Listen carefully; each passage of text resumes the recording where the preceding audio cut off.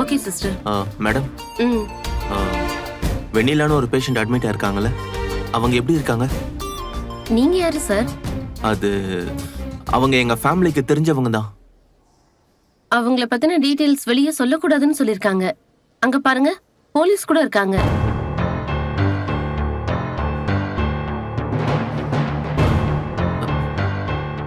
Madam, நல்லா இருக்காங்களான்னு தானே கேட்டேன். அது கூடவா சொல்லக்கூடாது? அவங்கள ஐசியூல அட்மிட் பண்ணி வச்சிருக்காங்க சார். அவ்வளவுதான் சார் எனக்கு தெரியும். சரி, அதை விடுங்க. வெண்ணிலாவை பார்க்க அவங்க மாமா எப்போ வருவார் தெரியுமா? இல்லைங்க, அவர் எனக்கு நல்லா தெரியும். அதான் அவர்கிட்ட வெண்ணிலாவை பத்தி விசாரிக்கலாமேன்னு கேட்டேன். யாரு வராங்க போறாங்க, யாருக்கு யாரு என்ன உறவெல்லாம் என்னால ஞாபகம் வச்சுக்க முடியாது சார். இல்லங்க, அவர் பேர் வந்து நம்பிராஜன். சார், நீங்க கிளம்புறீங்களா? நீங்க விசாரிக்கிறதெல்லாம் பார்த்தா எனக்கு டவுட்டா இருக்கு. ஏதாவது பிரச்சனையில மாட்டி விடாம கிளம்புங்க சார். ஆஹா, அதெல்லாம் ஒரு பிரச்சனையும் வராது. நீங்க கிளம்புங்க சார்.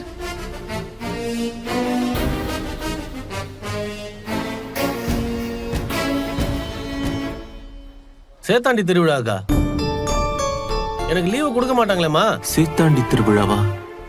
அப்பனா இவரு நம்ம ஊர் பையனாச்சு. அம்மா, லீவ் எல்லாம் தரலமா, நான் கேட்டு பார்த்துட்டேம்மா. நீ முதல்ல போனை வைமா. இவனுங்களும் லீவு தர மாதிரி தெரியல. அம்மாவும் வா வான்னு சொல்லுது. என்ன பண்றதுன்னே தெரியல. தம்பி, நீங்க கொடைக்கானல் தாண்டி குடியா? ஆமாண்ணே. உங்களுக்கு எப்படி தெரியும்? சேத்தாண்டி திருவிழா பத்தி பேசிட்டு இருந்தீங்களே, அதான். லீவே தர மாட்டாங்கண்ணே. என்ன பண்றதுன்னே தெரியல. நானே இத்தனை நாள் கேட்டுக்கிட்டு தான் இருக்கேன். அம்மா வேற வா வான்னு கூப்பிடுது.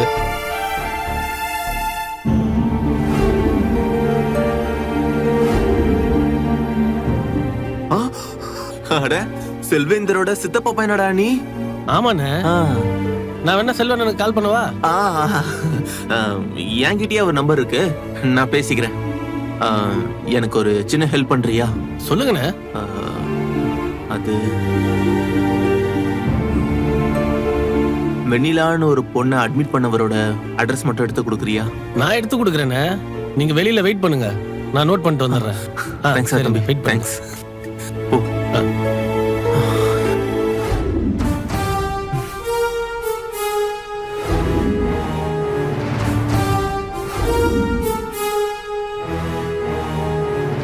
அண்ணா வாடா தம்பி. இந்தாங்கண்ணா அட்ரஸ்.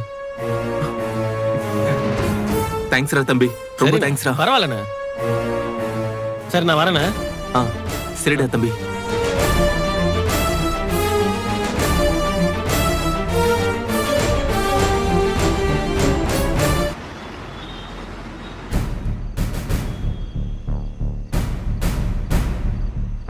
எப்படியோ வெண்ணிலா மாமாவோட அட்ரஸை கலெக்ட் பண்ணிட்ட.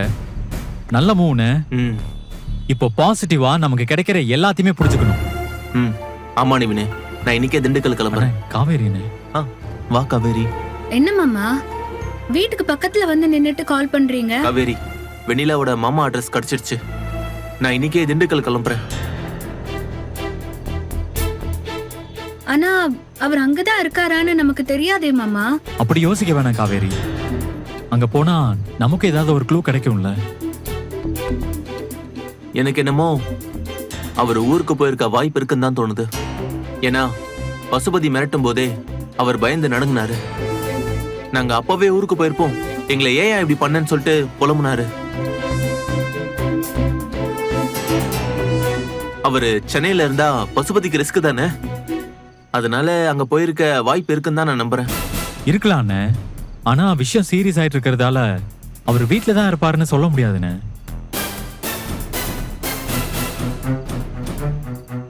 அண்ணே, ஊருக்குள்ளேயே வேற எங்கேயாவது பதுங்கி இருக்க வாய்ப்பு இருக்கு. நான் எப்படியாச்சும் தேடி வெண்ணிலா மாமா கண்டுபிடிச்சு கூட்டிட்டு வந்துடுறேன். நீயும் பசுபதி தேடுறத விட்டுறாத. சரிண்ணே. அப்பப்போ வெண்ணிலாவையும் பாத்துக்கணும்டா. அத நான் பாத்துக்கிறேன் மாமா. காவேரி. சொல்லுங்க நிவின். சாரி காவேரி, விஜய் இருந்த கெஸ்ட் ஹவுஸ பத்தி நான் தான் யமுனா கிட்ட சொன்னேன்.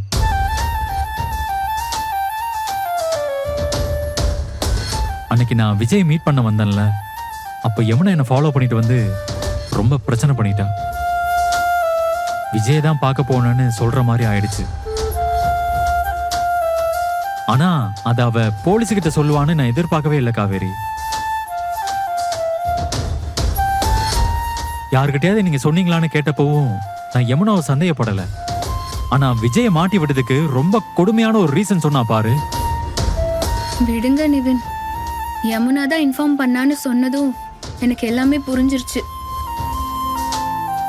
அவளை உங்க தலையில கட்டி வச்சு உங்க லைஃபையே ஸ்பாயில் பண்ணிட்டேனேன்னு எனக்கு அது ஒரு பக்கம் வேதனையா இருக்கு. விஜய் மட்டும் வெளியே வரட்டும், அதுக்கப்புறம் அவளுக்கு இருக்கு.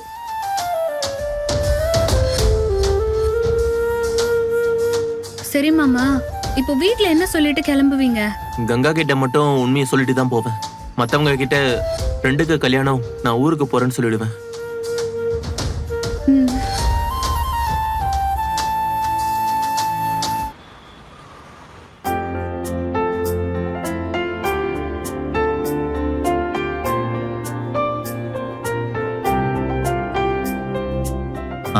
இந்த ரெஸ்டாரண்ட் நல்லா இருக்குல்ல? நான் இப்பதான் ஃபர்ஸ்ட் டைம் வரேன். உனக்கு இந்த ஆம்பியன்ஸ் பிடிக்கும்னு எனக்கு தெரியும். அதனால தான் இங்க மீட் பண்ணலாம்னு சொன்னேன். இங்க நீ அடிக்கடி வருவியா? அடிக்கடி இல்ல, ஆனா வருவேன். லாஸ்ட் டைம் அப்பாவும் நானும் வந்திருந்தோம். அப்படியா? அது எப்போ? அது இப்பதான்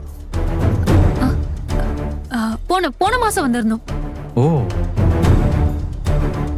ஏண்டி ரீசெண்டா வந்துட்டு போன மாசம்னு சமாளிக்கிறியா? அப்ப இங்கதான் எங்கேயோ இருக்கணும்.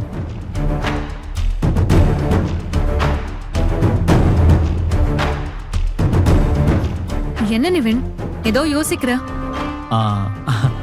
ஒண்ணு இல்ல, மாமா பக்கத்துல இருந்தாருன்னா வர சொல்லலான்னு தோணுச்சு. ஆனா அவருதான் என்ன நம்ப மாட்டாரே.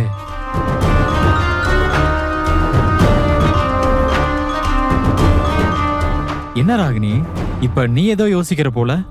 இல்ல, நீ எதுக்கு எங்க அப்பாவை பத்தி பேசுறதுக்கு இவ்ளோ ஆர்வம் காட்டுற? இல்லையே, நான் ஜஸ்ட் கேஷுவலா தான் கேட்டேன். நீ என்ன பழையபடி யோசிச்சு டவுட்டாவே பேசுற இல்ல? லாஸ்ட் டைம் போன்ல பேசும்போது கூட இப்படிதான் பேசினேன். என்ன பண்ண சொல்ற? எனக்கு எங்க அப்பானா உயிர். இப்ப அவருக்கு ஒரு கஷ்டம், தலைமறைவா வர இருக்காரு.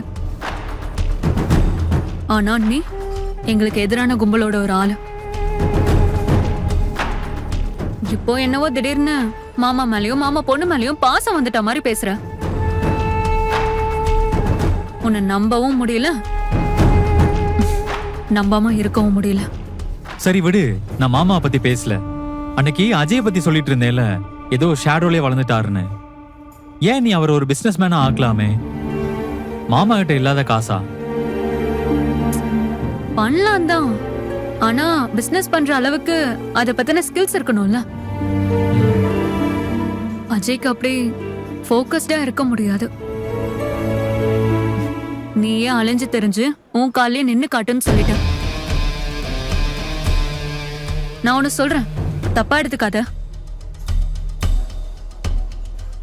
ஆக்சுவலி நம்ம மேரேஜ் மட்டும் அன்னைக்கு நடந்திருந்தா எங்க அப்பா உன்னை எவ்வளவு பெரிய பிசினஸ் மேன் ஆக்கியிருப்பாரு தெரியுமா?